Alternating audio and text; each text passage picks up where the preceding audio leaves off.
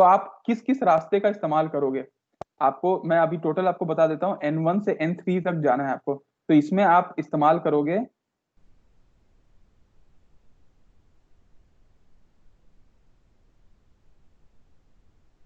And, फिर N2 से N3 की तरफ आप प्रस्थान करोगे। ठीक है, आप N1 से N2 की तरफ जाओगे और फिर N2 से आपको जाना है, तो N2 से तो सबसे पास N3 है, तो आप N2 से N3 की ओर जाओगे। अब आपको मैं ये बता रहा हूं कि देखो, N1 से N2 आपको पहले पता है कि वो 1 है, उन दोनों के बीच में जाने का जो डिस्टेंस है वो आपको 1 है, ये आपको पता है। अब आप N2 से N3 अगर आप जाना चाहोगे, तो N2 से N3 देखो, आपको N2 का टेबल मिला हुआ है, यहाँ पे रखा है। N2 का टेबल है कि N2 को जब N1 जाना होगा, N2 जाना होगा, N3 जाना होगा, N4 जाना होगा, N5 जाना होगा, ये उसका डिस्टेंस जो वेक्टर है वो पहले से मौजूद है। तो आपको तो ये पता है कि N2 को N3 तक जाने के लिए आपको 6 का डिस्टेंस ट्रेवल करना पड़ेगा। तो अब ये क्या करेगा, अपने उसमें अपडेट करेगा और N2 को N3 में जाने के लिए 6 अपडेट करेगा, तो टोटल वैल्यू हो गई 7। और यहाँ पे वो मेंशन कर देगा 7। और N3 तक जाने के लिए उसको नेक्स्ट कहाँ जाना पड़ा, तो उसको नेक्स्ट जाना पड़ा एक्चुअली में N2, तो वो आप यहाँ पे लिख सकते हो। और साथ में आप ये भी लिख सकते हो, N2 के बाद फिर आपको N3 जाओगे, तो आप ऐसे कॉमा लगा के भी आप लिख सकते हो। अब मैं आपको फिर से एक और तरीका फिर बताता हूँ, यही आगे बढ़ाने का सर कि, हाँ बोलो। सर नेक्स्ट मतलब उसके डेस्टिनेशन के बीच में जितने नोड पड़े उसको लिखना है। हाँ, मतलब नेक्स्ट नेक्स्ट जाते जाते कौन उसको पढ़ा nth, जैसे आप कहीं इधर से उधर जाओगे, जीसी बिला मतलब कौन से नेहरू चौक से जीसी बिलासपुर आओगे, तो बीच में महामाया चौक पड़ेगा, तो नेक्स्ट उसका महामाया चौक होगा, फिर नेक्स्ट उसका कोई जीजीयू पड़ेगा, फिर नेक्स्ट, तो ऐसे।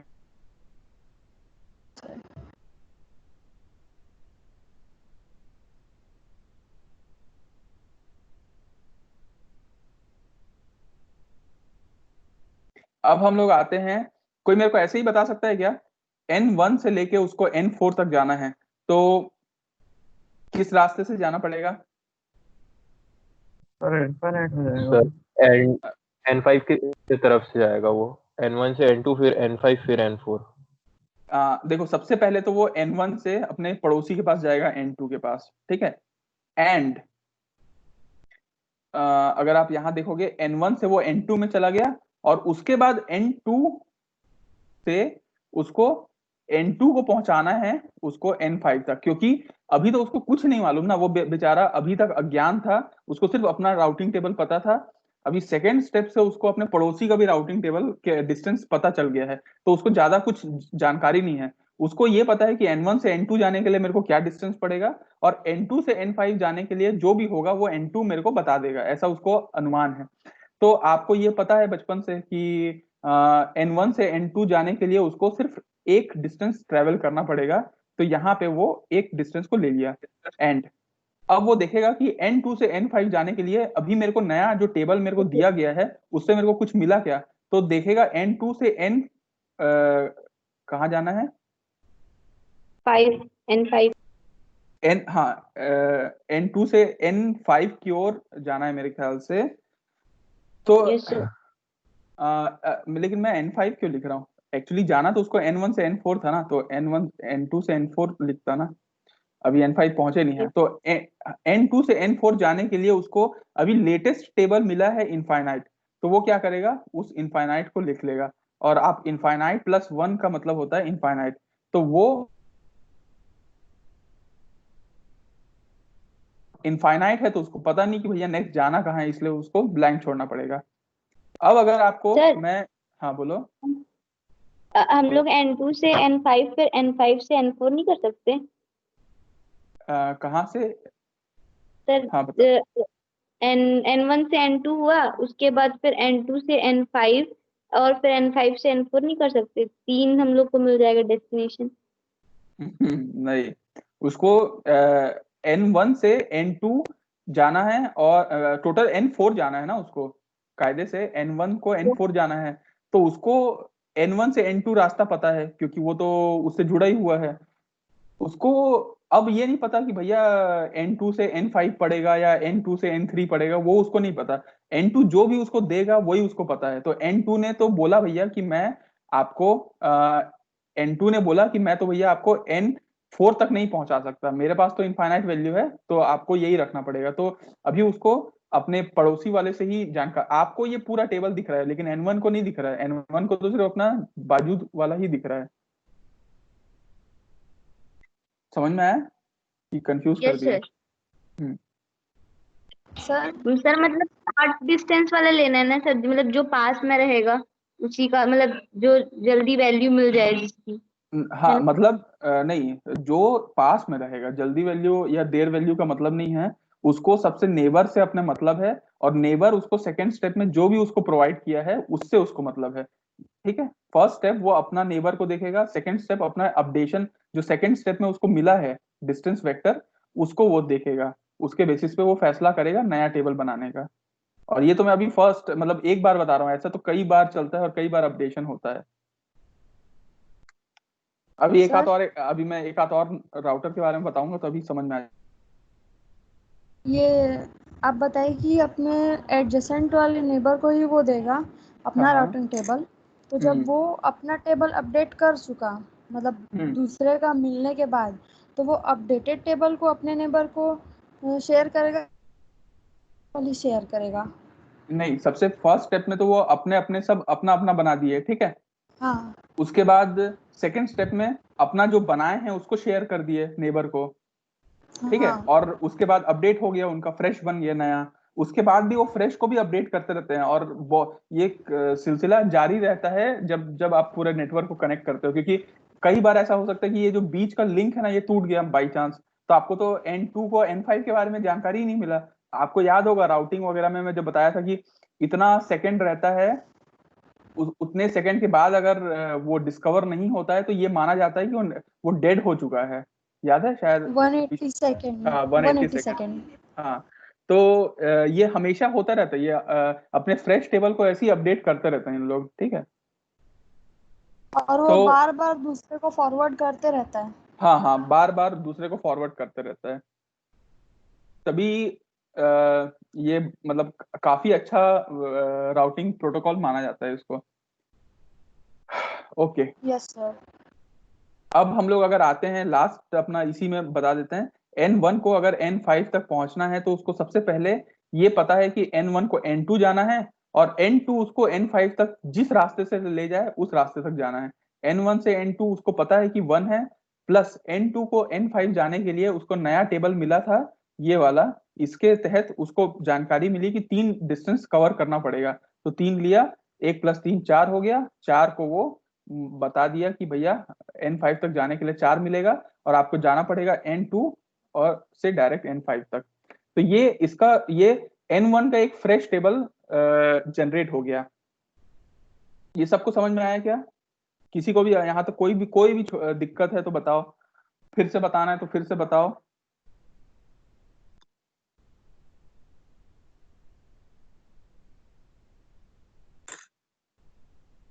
नहीं बताना है? आगे बढ़ूं? Yes sir.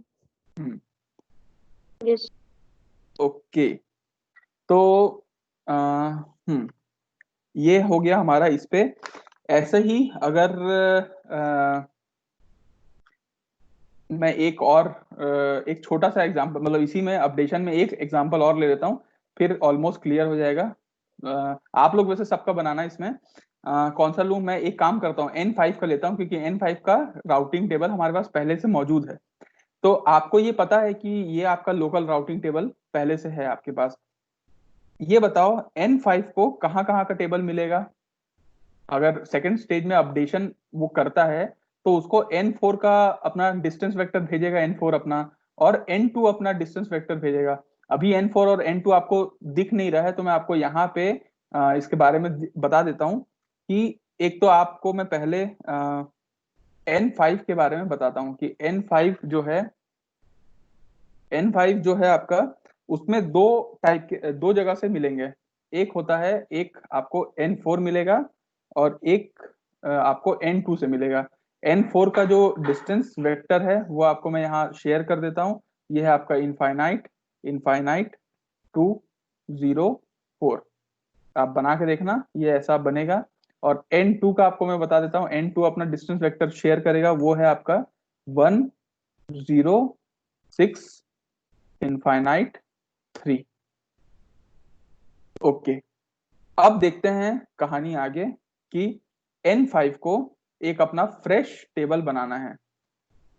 फ्रेश टेबल बनाना है तो इसमें अपन एक कॉलम बना देते हैं जिसमें रहेगा डेस्टिनेशन, डिस्टेंस और आपका नेक्स्ट। इसमें हम लोग कर लेते हैं n1 n2 n3 n4 n5।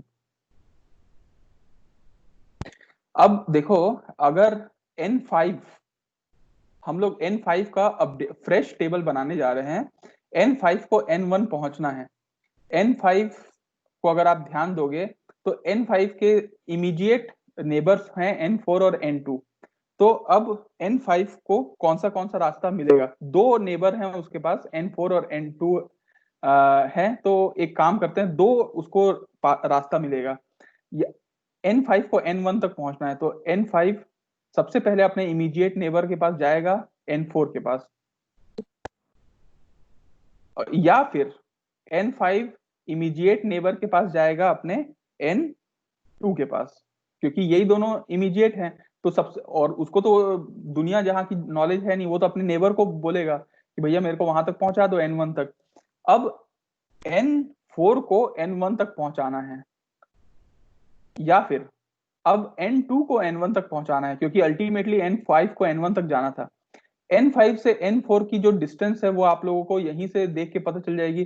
n5 से n4 का डिस्टेंस 4 है, n5 से n4 का डिस्टेंस 4 है, और n5 से n2 का डिस्टेंस कितना है? 3। ये आपको पहले, हाँ ये आपको पहले से मालूम है। तो आप n5 से n4 का डिस्टेंस 4 है, इसको लिख लो। n5 से n2 का डिस्टेंस 3 है, ये आपको पहले से पता है। लेकिन आपको ये नहीं पता कि n4 से n1 का डिस्टेंस कितना है, मतलब n5 को नहीं पता। तो ये क्या करेगा, n4 से n1 की जानकारी लेगा कि अभी n4 वाला मेरे को एक नया टेबल मस्त फ्रेश दिया है, इसे देख लेते हैं। n4 से n1 जाने की जो डिस्टेंस है वो है इनफाइनाइट। तो एक काम करते हैं, हम लोग इसको इनफाइनाइट ले लेते हैं, और 4 प्लस इनफाइनाइट की वैल्यू इनफाइनाइट है। अब n2 से n1 जाने के लिए अभी एक नया पाथ मिला है, वो बोलता है कि 1 आपको मिलेगा। तो एक काम करते हैं, 1 ले लेते हैं यहाँ पे। 3 प्लस 1 4। अब बताओ, इनफाइनाइट और 4 में सबसे छोटा कौन है? 4 है। तो जो मिनिमम वैल्यू होगी वो उसको कंसीडर किया जाएगा n1 तक जाने के लिए। तो डिस्टेंस हो गया 4, और नेक्स्ट उसको कहाँ जाना पड़ेगा बताओ? n4 में जाएगा कि n2 में जाएगा? तो वो जाएगा नेक्स्ट n2 में जाएगा। अब हम लोग बात करते हैं कि n5 को n2 तक पहुंचना है। n5 को n2 तक पहुंचना है तो n2 सबसे पहले तो उसका नेबर वो देखेगा, n5 को n4 तक जाना पड़ेगा, n5 को n2 तक जाना पड़ेगा। फिर क्या करेगा, n4 उसको n2 तक पहुंचाएगा और n2 उसको n2 तक पहुंचाएगा। n5 से n4 की वैल्यू उसको पता है कि वो 4 है, और इसको पता है ये 3 है। n4 से n2 जाने के लिए अभी उसको टेबल ने मिला है मस्त n2 तक जाने के लिए इनफाइनाइट वैल्यू, तो वो यहाँ पे इनफाइनाइट ले लेगा, और यहाँ पे आ गया 4 plus infinite is equal to infinite. और यहाँ पे n2 से n2 जाना है तो उसको कोई ट्रेवल नहीं करना पड़ेगा, तो वो उसको हो जाएगा ये। फिर उसको मिनिमम वैल्यू क्या मिली? उसको मिनिमम वैल्यू मिली 3। तो वो टोटल जो अपना वैल्यू जाएगा वो जाएगा 3, और उसको नेक्स्ट किसके पास जाना था? n4 में जाता तो वो इनफाइनाइट हो जाता, तो वो उसको मिलता ही नहीं। तो वो n2 के पास जाएगा तब उसको मिलेगा, तो n2 वैल्यू हो जाएगी। ओके, अब मेरे को कोई आप लोग में से बताते हैं ना कि अब n5 को टोटल मिला के n3 तक जाना है, ये इसका मेन टारगेट है। और कैसे कैसे पहुंच सकते हैं, कोई बताएगा क्या? सर मैं बताऊंगी। सर हाँ ठीक है, बताओ। सर n5 से n2 या n5 से n4, सर दोनों में इनफाइनाइट आएगा सर। पूरा मत बताओ, धीरे धीरे बताओ। सर N5 से N2, फिर N- N2 से N3, क्या N2 से N3, हम्म फिर और N4 से N5 से N4, N4 से N3, अब वैल्यू बताओ। सर N5 से N2 3 और N2 से एक N3 मिनट 6, एक मिनट, N5 से N2 3 और N5 से N4 4 और N2 से N3 जाने के लिए 6, N2 से सॉरी कहाँ जाना है, N2 से N3 जाना है ना, N2 से N3 जाएगा, N2 से N3 जाएगा 6।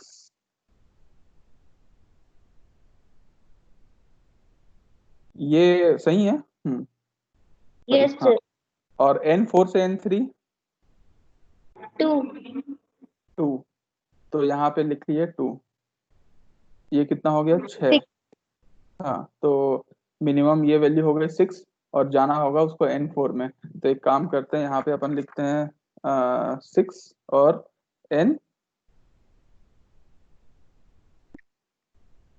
N4 होगा।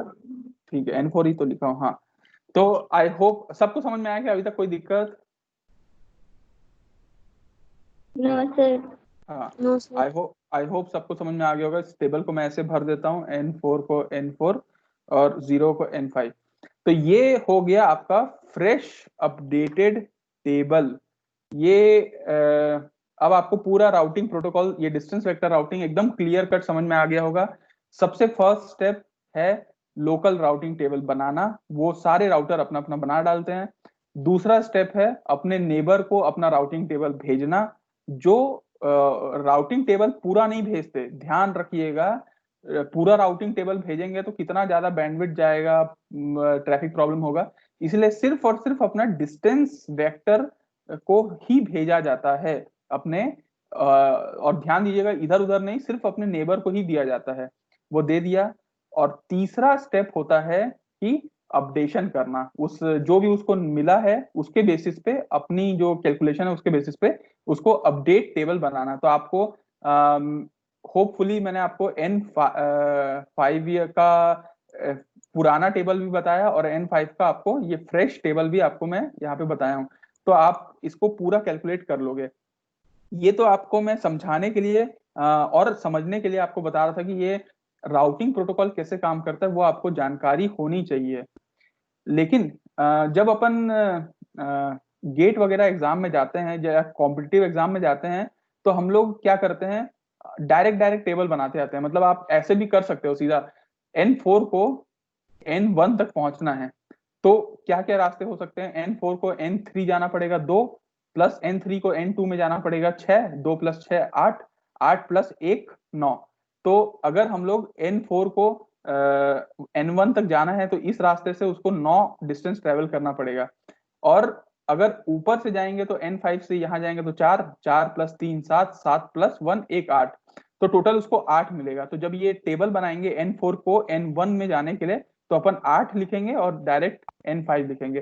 तो ये सबसे मतलब शॉर्टेस्ट तरीका है भाई। आप एक एक राउटर को पकड़ो और उसका उसका वो डिस्टेंस कैलकुलेट करते जाओ, जो आपको मिनिमम लगे उस मिनिमम डिस्टेंस को लिख लो और उसका नेक्स्ट वैल्यू आप लिख लो।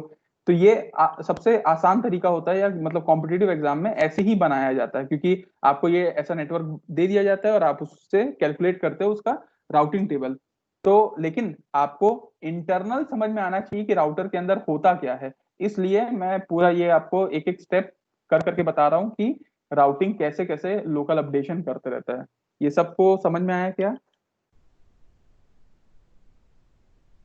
Yes sir. Okay sir but जब डायरेक्ट करेंगे सर, तो जैसे N4 से N1 तक जाना है सर, तो हम लोग उसको मतलब N4 का नेबर N5 है और वो तो N1 से डायरेक्ट जा नहीं रहा सर, तो हम लोग N2 तक ही लेंगे या N1 तक पूरा लेंगे जैसे आप पहले बताए थे? पहले क्या बताया था? तो पहले ये बताए थे कि जब N1 को N4 तक जाना है तो N2 से डायरेक्ट पाथ N4 तक नहीं है सर, हाँ हाँ हाँ तो हम लोग उसको इन्फिनिटी लिए थे। हाँ, वो इसलिए लिए थे क्योंकि N1 को सिर्फ N2 की जानकारी है और N2 को अभी सिर्फ N5 की जानकारी है, उसको नहीं पता कि N4 N5 से कनेक्टेड है, इसलिए उसको हम लोग वो इनफाइनाइट लिए थे। लेकिन आपको मैं जैसा बता रहा हूँ कि हर बार अपडेशन होता रहता है। N5 को N5 जो कि कनेक्टेड है N4 से, तो N5 को N4 का टेबल आया होगा और बाद में जब ये अपना अपडेशन किया होगा N4 का मिलने के बाद, फिर ये फिर से एक बार अपना दिया होगा N2 को, तो N2 फिर अपडेट किया होगा और M2 जब अपना दिया होगा N1 को, तो N1 फिर अपना अपडेट किया होगा। तो उसको अल्टीमेटली जो फाइनल वैल्यू आती है, जो मतलब सबके अपडेशन के बाद आती है, तो ये समझ में आ जाएगा N1 को कि अगर N4 तक पहुंचना है तो एक रास्ता मेरे को 8 का डिस्टेंस दे रहा है, एक रास्ता 9 का डिस्टेंस दे रहा है, तो मैं N4 तक पहुंचना है तो मैं एक काम करता हूँ, N2 तक जाता हूँ, फिर N5 और फिर N4। जब उसको पूरी जानकारी मालूम है तब, मतलब आप एक अज्ञान आदमी हो और आपको रास्ता नहीं मालूम, आपको सिर्फ पता है कि ये गली इधर ले जा रही है, वो गली इधर, लेकिन जब आप पूरा उस गली मोहल्ले का खाक छान मारे रहते हो, तब आपको पता चल जाता है कि ये गली इस रास्ते से होते हुए शॉर्टकट यहाँ से निकलेगा। मतलब ये उसी तरीके का है। अभी क्लियर सर हुआ क्या? हाँ बोलो। अगर दो पाथ से एकदम इक्वल डिस्टेंस अगर मेजर हो रहा है हाँ, तो तो वो कोई किसी भी से भी जा आंसर लिख सकता है। सकते हैं। हाँ, कोई भी आंसर लिख सकते हैं।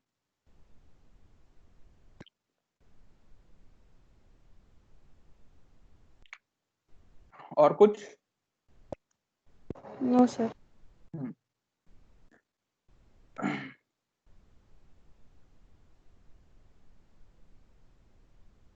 हम्म। अब हम लोग एक और प्रोटोकॉल की बात करें क्या?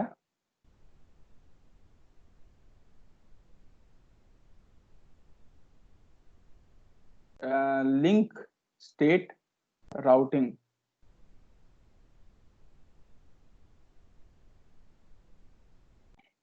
लिंक स्टेट राउटिंग जिसको हम लोग OSPF से रिप्रेजेंट करते हैं, ओपन शॉर्टेस्ट पाथ फर्स्ट, मतलब शॉर्टेस्ट पाथ फर्स्ट का है। ये आप लोगों को मैं ऐसे एकदम मतलब इसमें डिटेल में तो नहीं, लेकिन जितना हो सकता है उतना मैं आपको बता देता हूँ। जैसे ये एक राउटर है, राउटर मान लो कनेक्टेड है अपने अपने नेटवर्क के साथ, ठीक है, अपने अपने राउटर के साथ। लेट सपोज ये एक बड़ा सा राउटिंग टेबल राउटर है और ये मान लो कनेक्टेड है R6 के साथ, ये आपस में भी कनेक्टेड है, ये आपस में भी कनेक्टेड है। और इन लोगों के बीच में जो डिस्टेंस है, मान लो ये 6 है, ये 3 है, ये आपका 2 है, ये 7 है, ये 9 है, ये 1 है, ये 8 है, ये 4 है। ये इन लोगों के बीच में डिस्टेंस है। अब आपको जैसे लिंक स्टेट राउटिंग में क्या होता है कि सबसे पहला जो टेबल बनता है वो बनता है link state table.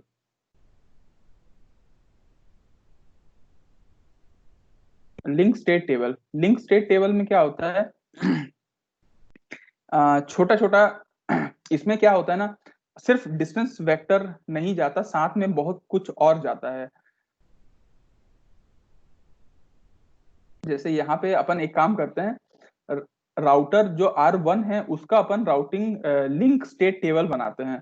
Link state table में क्या होता है, मान लो R1 है, R1 में साथ में मतलब R1 का जो टेबल बन रहा है वो बाद में फिर दूसरों को भेजेगा भी। तो इसमें ना सिर्फ डिस्टेंस वेक्टर नहीं होता, साथ में सीक्वेंस नंबर भी भेजा जाता है कि किस सीक्वेंस नंबर में पैकेट आ रहे हैं वगैरह। पैकेट जो सीक्वेंस नंबर है वो भेजा जाता है। साथ में TTL का भी एक सेगमेंट होता है जो वो साथ में भेजता है। इसका फुल फॉर्म होता है टाइम टू लेट, कि कितना डिले हो सकता है, टाइम टू लेट। और उसके बाद यहाँ पे इसकी वैल्यूज होती हैं अलग अलग, मतलब जितने भी उसके वैल्यूज हैं।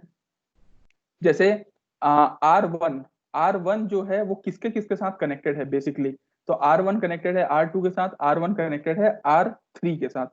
तो R1 को जिससे जिससे कनेक्टेड है उसको उसका नाम अपन लिख लेते हैं R2 R3, और उसकी वैल्यू लिख लेते हैं वो कितनी उसमें डिस्टेंस है। तो मान लो 6 है, 3 है, तो यहाँ पे लिख लिए 6 और यहाँ पे लिख लिए 3। ये हो गया आपका एक लिंक स्टेट टेबल R1 का। ऐसे ही अगर आप लिंक स्टेट टेबल R2 का देखोगे,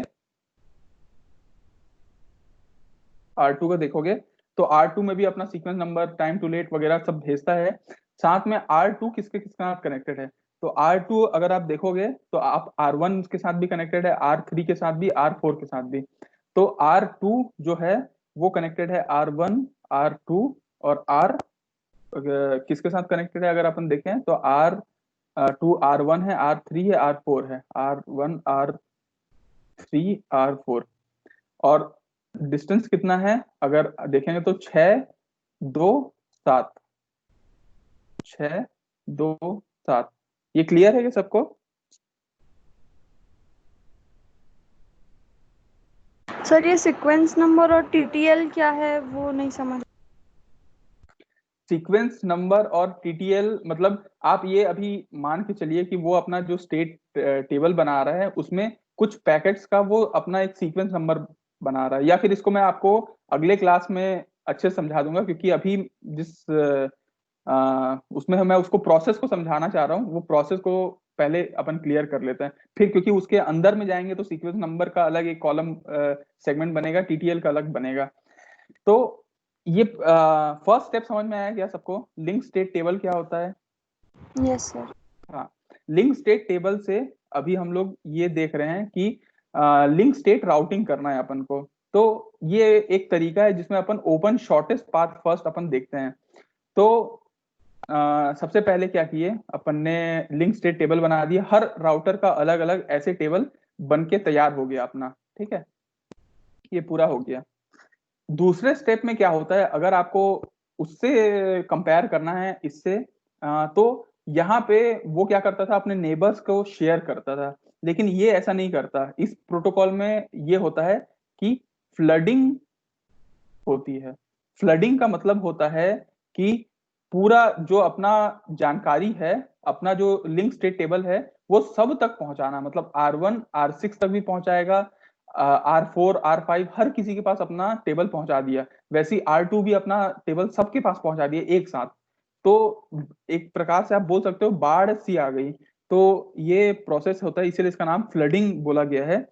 इसके लिए आपको बैंडविड्थ ज्यादा भी चाहिए होता है, ये आप ध्यान रखिएगा, क्योंकि इसमें सिर्फ और सिर्फ आपका नॉर्मल जो टेबल है वो नहीं जाता, साथ में सीक्वेंस नंबर और टीटीएल भी साथ में जाता है, इसलिए इसमें थोड़ा बैंडविड्थ भी ज्यादा लगती है, और एक साथ जब जाते हैं तो थोड़े कंजेशन होने के चांसेस भी रहते हैं, क्योंकि सब एक साथ ट्रांसमिट करना शुरू कर देते हैं। इससे फायदा ये होता है कि पूरे नेटवर्क को, हर किसी को एक बार में सबका नॉलेज हो जाता है, इसीलिए इसको ग्लोबल नॉलेज भी कहा जाता है, कि सबको टोटल नॉलेज, अतः ब्रह्म ज्ञान सब लोगों को प्राप्त हो गया ऐसा टाइप का, तो वो ग्लोबल नॉलेज भी होता है फ्लडिंग। तो आपको सेकंड स्टेप भी समझ में आया होगा। तीसरा स्टेप क्या है कि अब वो देखते हैं कि सिंगल सोर्स शॉर्टेस्ट पाथ कौन सा है, सिंगल सोर्स शॉर्टेस्ट पाथ कौन सा है, उसके लिए एक एल्गोरिदम चलता है, उसका नाम है डिजकास्त्रा एल्गोरिदम या डिजकास्त्रा पाथ। आई कोई पढ़ा है क्या डिजकास्त्रा पाथ के बारे में या डिजकास्त्रा एल्गोरिदम के बारे में? CS yes. या कोई भी यस सर पढ़े हैं। पढ़े हो? कौन यस कौन से ब्रांच के हो तुम? सर आईटी ब्रांच से। Semester? 5th semester. 5th semester, अभी मतलब 6th में 5th, अच्छा 4th से 5th में गए। अच्छा 4th में ही तुम लोग पढ़ते हो क्या कंप्यूटर नेटवर्क? सर ये वाला जो है हम लोग 3rd सेम में पढ़े थे। अच्छा तो कुछ बताना चाहोगे डिजकास्त्रा एल्गोरिदम के बारे में सबको? सर इसमें डेस्टिनेशन तक इस टाइप से पहुंचना होता है कि उसका जो टोटल वेट होता है, मतलब जो लेंथ में जो टोटल वैल्यू रहती है वो सबसे कम मिले, मतलब पहुंचते तक बहुत सारे पाथ होंगे तो उस पाथ को चुनेंगे जिसका वैल्यू कम हो। अच्छा एकदम, तो चलो ठीक है, आप जैसा बोल रहे हो वैसा अपन करके देखते हैं। अपन एक सिंगल सोर्स शॉर्टेस्ट पाथ निकालने की कोशिश करते हैं।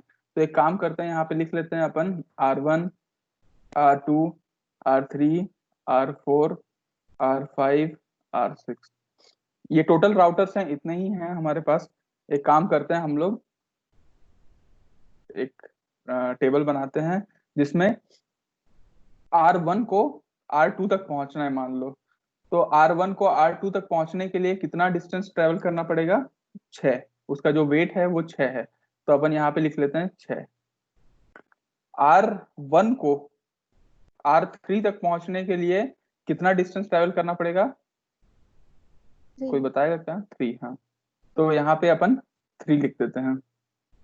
R1 को R4 तक पहुंचना है, R1 को R4 तक पहुंचना है, तो अभी उसको जानकारी नहीं है, क्योंकि अभी जो अभी टेबल बन रहा है उसमें अभी उसको जस्ट R1 से R2 पता है, R1 से R3 उसको जाना पता है, R1 से अभी R4 उसको जाना पता नहीं है, कि उसको जानकारी नहीं है। तो अपन एक मानते हैं कि वो R1 के लिए अभी इनफाइनाइट है, R5 भी उसके लिए इनफाइनाइट है, अभी R6 भी इनफाइनाइट है। सबसे शॉर्टेस्ट पाथ अभी की तरफ अपन जा रहे हैं, सिंगल सोर्स शॉर्टेस्ट पाथ के लिए। तो इन दोनों में सबसे शॉर्टेस्ट अभी है उसका, वो है R3, जो अभी उसको सबसे शॉर्टेस्ट मिलेगा। मतलब अगर R1 को किसी रास्ते से जाना होगा, अगर कहीं पे भी पहुंचना होगा, तो उसको सबसे जो सिंगल सोर्स जो उसको शॉर्टेस्ट मिलेगा वो 3 रास्ता है। मतलब R1 को अगर R4 तक जाना है या आगे पीछे कभी भी इधर उधर जाना है, तो सबसे पहला उसको जो रास्ता की तरफ जाना पड़ेगा वो 3 है। तो वो उसको हाईलाइट कर लिया। अब एक काम करते हैं, ये तो था R1 से R2 की तरफ जाने का रास्ता। अब R1 से R3 तक जाने का रास्ता अपन देखते हैं कि R1 से R3 तक अगर अपन को पहुंचना है,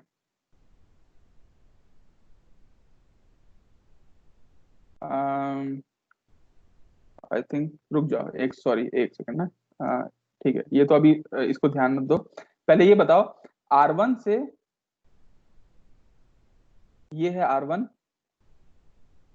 और R2 तक उसको पहुंचना है, ये R1 को R2 तक पहुंचना है वाया 3। मतलब अब उसको शॉर्ट यहाँ इस रास्ते से जाना है, ठीक है, R3 के रास्ते से जाना है। तो कोई बता सकता है कि R1 को अगर R2 तक पहुंचना है, तो आप देखो R1 से R2 पहुंचने के लिए डायरेक्ट रास्ता 6 है, लेकिन इधर से उसको रास्ता मिलेगा 3 + 2 5 ही मिलेगा। तो हाँ, तो R1 को अगर R2 तक पहुंचना है, तो उसको जाना पड़ेगा R3 के साथ, R1 से R3 जो यहाँ पे था, और वो है आपका 5। ठीक है। अब अगर अपन देखें R1 को खुद R3 तक पहुंचना है, तो वो उसको पहले से ही मालूम है 3, तो वो यहाँ पे 3 लिख दिया। R1 को अगर R4 तक पहुंचना है, ठीक है, तो अभी उसको जानकारी नहीं है, क्योंकि वो R1 से R3 तक जानता है, फिर R2 तक जा सकता है, लेकिन अभी उसको R4 की जानकारी नहीं है, तो वो यहाँ पे अभी इनफाइनाइट की वैल्यू लिख लिया। लेकिन अगर उसको R5 तक जाना है, तो लेकिन R3 का तो उसको जानकारी हो गया, क्योंकि वो यहाँ पे यहाँ देख लिया था कि भैया ये सबसे शॉर्टेस्ट पाथ है। तो R1 से R5 तक जाना है, तो वो ये देख लेगा कि भैया यहाँ से तो 3 है और 3 से यहाँ पे 9 है, तो 3 + 9 12, यहाँ पे वो 12 की वैल्यू लिख लेगा। उसके बाद अगर R6 तक पहुंचना है, तो R6 बहुत दूर है और R3 से डायरेक्टली कोई कनेक्शन नहीं है, R1 R3 को जानता है और R3 से डायरेक्टली कोई कनेक्शन नहीं है करके वो उसको इनफाइनाइट वैल्यू मान लेगा।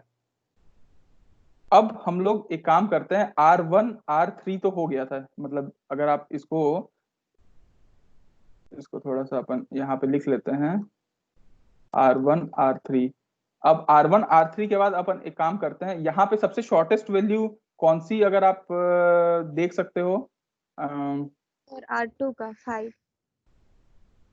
हाँ, R2 का जो आप देख सकते हो वो है आपका 5 वैल्यू है, ठीक है। अब एक काम करते हैं अपन, R1 से R1 R2 R3 R4 तक जाते हैं। R4 तक उसको जाना है मान लो, तो आप बता सकते हो क्या कौन सा रास्ता से जाएगा? क्योंकि वो अब जाएगा R1 R3 R2, R1 R3 R2, ये उसको अभी तक का शॉर्टेस्ट पाथ मिल रहा है। इतने एनालिसिस के बाद उसको पता चल रहा है कि R1 R3 R2 सबसे शॉर्टेस्ट पाथ है। तो R1 R3 R2 से R4 में जाने के लिए उसको रास्ता मिलेगा 3 + 2 5, 5 + 7 कितना होता है? 12। तो वो करेगा यहाँ पे 12 की वैल्यू लिख लेगा, ठीक है। उसके बाद अगर R1 R3 R2 के रास्ते से अगर उसको R5 जाना है, तो आप बता सकते हो क्या R1 R3 R2 से R5 जाना है तो वो जा पाएगा क्या? R1 R3 R2 से अगर वो जाना है तो ऑब्वियसली अगर वो R5 तक जाना चाहे तो वो जा ही सकता है, क्योंकि बीच रास्ते में उसको R3 मिलेगा, R3 से उसको R5 जाने का रास्ता मिल ही रहा है। तो 9 + 3 उसको वैसे भी 12 की वैल्यू मिल रही है, तो यहाँ 12 तो वैसे भी उसको लिख लेगा। लेकिन ये तीनों से R1 R3 R2 के कंपैरिजन में अगर आप देखोगे R6 तक जाना है तो उसको कोई भी डायरेक्टली कनेक्टेड नहीं दिखेगा। तो वो वहां पे क्या करेगा, एक काम करेगा, यहाँ पे वो इनफाइनाइट वैल्यू लिख लेगा। और इसमें से अभी R4 अपन को मिल चुका है कि R4 तक जाने का रास्ता। तो एक काम करते हैं, यहाँ पे लिख लेते हैं R1 R3 R2 फिर R4। यहाँ तक का अपन को चीजें पता चल चुकी हैं। अब यहाँ पे अपन काम करते हैं, एक काम करते हैं कि 4 हो चुके हैं, अब R5 तक जाना है जो उसके लिए शॉर्टेस्ट रास्ता मिले। तो R1 से या R1 R3 R2 R4 है, उसमें R5 तक पहुंचना है। तो आप सबसे शॉर्टेस्ट रास्ता आपको यही दिख रहा है कि सीधा आप यहाँ R3 जाओ और यहाँ से आपको 9 + 3 12 मिल जाएगा। तो आपको के लिए हमेशा से ये एक शॉर्टेस्ट पाथ रहा है, 12 ये मिल गया। अब आप बताओ कि R6 तक जाना है, तो R6 तक जाने के लिए थोड़ा सा इसको मैं कचड़ा को मिटा देता हूँ। अरे कहाँ चला गया?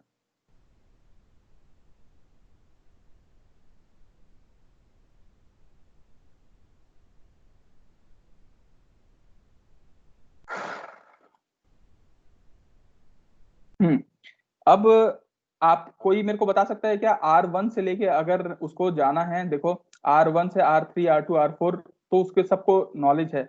R6 तक जाने के लिए सबसे जो रास्ता मिलेगा वो कौन सा मिलेगा? सर R1 से R3 फिर R3 से R5 फिर R5 से R6।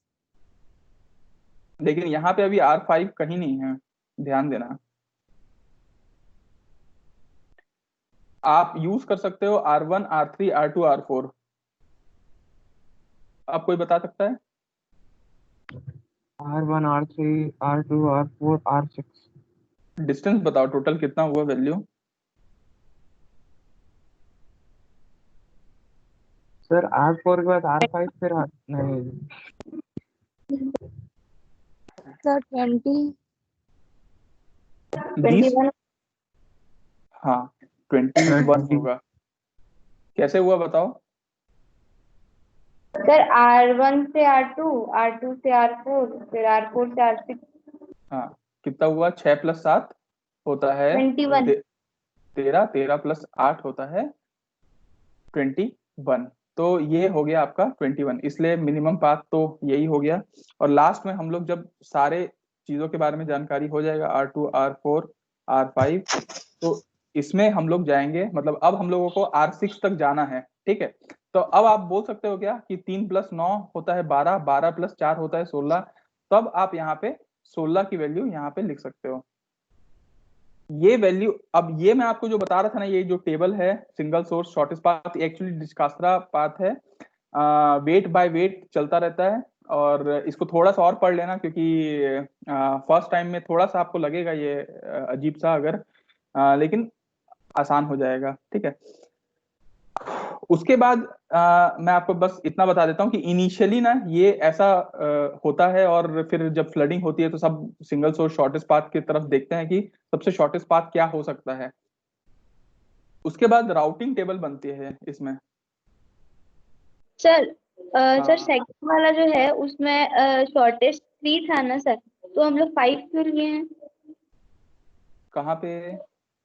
सर जब R1 से R3 किए तो 5 3 इनफाइनाइट है ना सर, तो 3 शॉर्ट होगा सबसे ज्यादा, तो 5 को क्यों लिए हैं?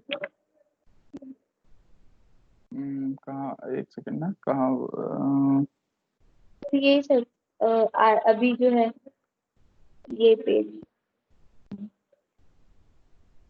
एक सेकंड, ठीक है। वो तो मतलब R2 तक पहुंचने का ये रास्ता है, बाकी ये तो शॉर्टेस्ट है। यहाँ तो R3 के लिए जो शॉर्टेस्ट है वो तो यहाँ पे डिफाइन हो ही चुका है ना। जैसे देखो दोनों बराबर हैं, या फिर आप बोल सकते हो कहाँ पे लूं, ये जो R3 तक पहुंचने का जो रास्ता है वो तो आपको पहले ही यहाँ पे अपन शॉर्टेस्ट देख चुके हैं। तो अब हम लोग R2 तक पहुंचने के लिए देख रहे थे कि R2 तक पहुंचने के लिए कौन सा शॉर्टेस्ट हो सकता है, तो इस वजह से यहाँ पे हम लोग वैल्यू को कंसीडर किए हैं। ये ऊपर नीचे भी हो सकता है, वो तो मैं डायरेक्ट यहाँ पे लिख लिया हूँ, लेकिन मैं आपको ये बताना चाह रहा था कि किस राउटर तक पहुंचने के लिए कौन सा शॉर्टेस्ट हो, वहां पे वो अपन उसको एक सर्कल की तरह बना सकते हैं। और सेम वैल्यू है तो फिर कोई दिक्कत नहीं है, क्योंकि आप R3 तक पहुंचने के लिए तो आपको पता ही कि पहले 3 तो है ही यहाँ पे शॉर्टेस्ट रूट, तो यहाँ दूसरे को कंसिडर किया गया। सर अब मतलब कॉलम में शॉर्टेस्ट देखना। कॉलम में शॉर्टेस्ट अगर सेम वैल्यू के लिए पहले से वैल्यू है तो फिर उसको कंसीडर ना करें तो ज्यादा बेहतर है। मतलब अगर पहले से आपने वो डिसाइड कर लिया है या फिर पहले ही आपको वैल्यू मिल चुकी है उस राउटर के लिए शॉर्टेस्ट पाथ, तो फिर आप दूसरे राउटर जब नेक्स्ट में जाओगे तो आप दूसरे को कंसीडर करो। Yes sir. हाँ, तो अब क्या लास्ट इसमें बचता है जिसमें आपको मैं ऐसे ही बता देता हूँ, राउटिंग टेबल। ये भी सारे राउटर का अलग अलग बनता है अपना, क्योंकि टेबल तो उनको बनाना है जैसे हम लोगों ने पहले भी बनाया था राउटिंग टेबल। तो अपन अगर सिर्फ R1 का अगर अपन एक टेबल बनाते हैं तो R1 का जो जैसे जितने डेस्टिनेशन एड्रेस है उसको अगर अपन लिख लेते हैं R1 R2 R3 R4 R5 R6, ये टोटल डिस्टेंस है। और यहाँ पे अगर अपन वाया लिख लेते हैं कि किस रास्ते से उसको जाना है, तो आप बताओ R1 को खुद R1 के पास जाना है तो ऑब्वियसली उसको कोई डिस्टेंस की जरूरत नहीं पड़ेगी, वो डायरेक्टली जा सकता है। लेकिन R1 को अगर R2 तक जाना है तो उसको सबसे मिनिमम पाथ कौन सा मिलेगा? R2। हाँ, अगर उसको R2 तक जाना है तो यहाँ पे सबसे मिनिमम उसको कौन सा मिलेगा? R2 या R3? अरे बाबा, डिस्टेंस में बोल रहा हूँ कि R2 तक अगर उसको जाना है तो सबसे उसको जो कम डिस्टेंस मिलेगा, मतलब जो हमने निकाला है वो 5 वैल्यू है यहाँ पे। यस और हाँ, और वाया कहाँ से होगा, किसके रास्ते से जाएगा भाई? Sir, R3। R3।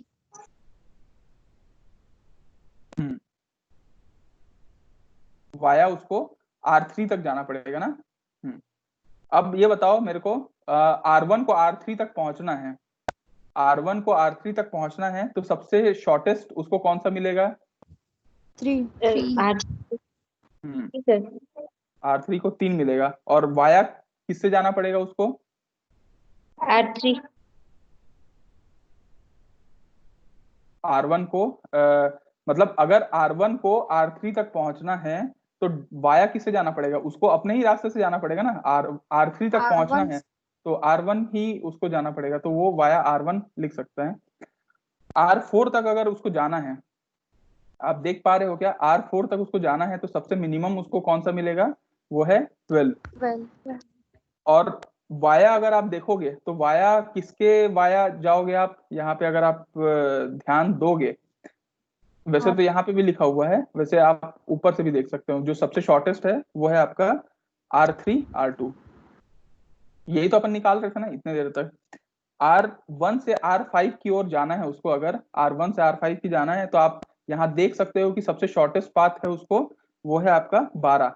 और उसको जाना किससे पड़ेगा अगर आप उसको R2 R4। हाँ, क्या बोल रहे हो तुम लोग? R3 R2 R4। हाँ ठीक है, R3 R2 R4 करके वहां पे अपन निकाल सकते हैं वाया। और R6 तक जाना है तो उसको मिनिमम सबसे जो यहाँ पे शॉर्टेस्ट पाथ मिल रहा है वो है आपका 16। 16 को अगर आप यहाँ से देखोगे तो सबसे जो शॉर्टेस्ट पाथ है वो कौन सा है? अगर आप यहाँ से ध्यान दोगे तो ये जो शॉर्ट उसको 16 मिल रहा है वो पाथ आप देखोगे तो वाया R3 R5 है एक्चुअली, है ना? समझ में आ रहा है ना? हाँ, तो यहाँ पे आप यहाँ पे R3 R5 लिख सकते हो। आप मेनली उससे ही बनाओ तो ज्यादा बेहतर है, ये जो डायग्राम है उससे आप एक एक चीज को कर सकते हो। हालांकि ये आपके जो नेस्कॉम का एग्जाम है या कोई भी एग्जाम में इतना लंबा चौड़ा ये नहीं पूछता। ये CSIT वालों का अपना वो है क्वेश्चन आंसर, जिसमें वो अच्छे से इसको बना बना के लिखते हैं। आपको हर चीज का शॉर्ट फॉर्म आना चाहिए, लेकिन आपको अल्टीमेटली ये तो मैं आपको इतना डिटेल में बताया, मतलब इसमें रिक्वायरमेंट नहीं थी, क्योंकि आपको सिलेबस में लिखा हुआ है सिर्फ राउटिंग फंडामेंटल्स। आपके सिलेबस में आपको ध्यान होगा राउटिंग फंडामेंटल, तो राउटर के फंडामेंटल के बारे में आपको जानकारी होनी चाहिए। बट अगर आपको डिटेल में मालूम है तो वेल एंड गुड है कि ये कैसे काम करता है। तो ऑलमोस्ट मैं समझा पाया हूँ क्या सबको? Yes sir. Yes sir. हाँ, सर डिजगात्रा पाथ उतना अच्छे से नहीं दिमाग में बैठ। कोई बात नहीं। अगर आप एक बार और पढ़ के देखना डिस्कास्त्रा पाथ को, क्योंकि थोड़ा सा टाइम लेगा। और कल कल तो छुट्टी है, परसों अपन अगर मिलेंगे तो परसों तक भी अगर समझ में नहीं आएगा, क्योंकि नेट में आपको मिल जाएगा, देखना डिस्कास्त्रा पाथ आप एक बार सर्च करके देखना। अगर आपको नहीं समझ आएगा फिर भी, तो अपन उस दिन जरूर इसके बारे में जिक्र कर लेंगे, ठीक है? Yes sir. एक सेकंड ना, होल्ड करना सब लोग, मैं अटेंडेंस ले लेता हूँ सबका। आज सब गायब कैसे हो गए अटेंडी? अभी तक सिर्फ 40 ही बच्चे बचे। हाँ हाँ हाँ।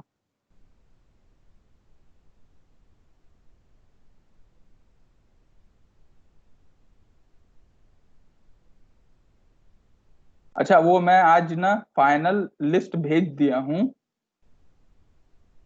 Final list of registered candidate. अब उसमें कोई चेंजेस नहीं हो सकता, जो जैसा है वैसे ही है। टोटल 166 कैंडिडेट उसमें हुए, और उनका मैं लिस्ट भेज दिया। और इवन वो नेस्कॉम में भी चला गया है, क्योंकि वहां से भी मेल आ गया है मेरे को। तो होपफुली आप सब लोग रजिस्टर हो गए हो। क्या चीज? सर कितने स्टूडेंट है बोले आप? 166। सर 60 स्टूडेंट तो आते हैं सर। 60 नहीं, कई बार 70 to 80 भी आते हैं, लेकिन नहीं मालूम सब वो रजिस्टर कर करके भाग गए हैं। ये मतलब 100 बच्चे तो मतलब मैक्सिमम मान के चलिए आते ही नहीं है ना सर। हाँ, ये 166 तो अभी हुआ, मतलब मैं जो लिस्ट अपने व्हाट्सएप ग्रुप में ना 133 हैं। बाकी लोगों को पता ही नहीं है कि वो चल रहा है। जैसे अपने ETNT का 4th सेम का मुकेश है ना, मुकेश, वो मेरे को अभी परसों मैसेज किया था कि सर आप वो चालू करने वाले थे, वो चालू जब करेंगे तो बताइएगा करके। अब मैं उसको क्या बोलूं कि कितना चल गया है करके। तो ऐसे हैं। लेकिन उन लोग रजिस्टर किए हैं करके मेरे को नाम देना जरूरी था, तो मैं दे दिया हूँ। और नाम दे दिया हूँ, तो मेरे पास भी ऐसा है कि 25% कोई भी कोर्स का बच्चे पास होना जरूरी है नेस्कॉम में। तो ये मेरे लिए भी एक वो वाली बात है कि आप लोग पास हो जाओ, सब लोग पास होना। तो बीच बीच में ना प्रैक्टिस किया करो ऑब्जेक्टिव क्वेश्चंस के भी ना। क्वेश्चंस आपको मिल जाएंगे, इंडिया बिक्स और बहुत सारे ऐसे वेबसाइट हैं जहाँ पे objective question on computer network अगर आप खोलोगे ना, तो आपको भयंकर क्वेश्चन मिलेंगे। और आप उसको बनाते रहो, और जो नहीं बनेगा उसको कोशिश करना बनाने की। उसके बाद भी नहीं बनेगा तो और कोशिश करना, लेकिन बना के ही छोड़ना, ठीक है? Sir sir. बिना एग्जाम वो किए सर्टिफिकेट नहीं मिलेगा सर? क्या चीज? सर एग्जाम पास किए बिना नहीं मिलेगा सर्टिफिकेट? नहीं नहीं नहीं, नेस्कॉम सर्टिफिकेशन एक बहुत बड़ी चीज होती है, तो वो एग्जाम पास करके ही मिलेगा। सर इसके सर्टिफिकेट का क्या फायदा है? सर्टिफिकेट का फायदा तो यही है, जैसे और कोर्सेस होते हैं ना अलग अलग, वैसा ही एक आप नेस्कॉम एक स्टैंडर्ड है मान के चलो। और वो आपको एक सर्टिफिकेट दे रही है कि आपने ये सर्टिफिकेशन कोर्स किया है, मतलब आप इसमें एक सर्टिफाइड हो। तो आपके CV में वो काफी इफेक्ट करेगा कि आप इस बारे में अच्छी खासी जानकारी रखते हो, तभी नेस्कॉम का एग्जाम पास कर पाए। तो ये वही तरीका है, बस और कुछ नहीं।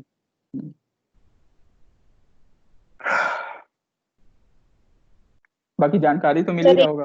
सर एग्जाम पैटर्न वगैरह कब बताएंगे? एग्जाम पैटर्न तो बता दिया, ऑब्जेक्टिव पैटर्न में होगा।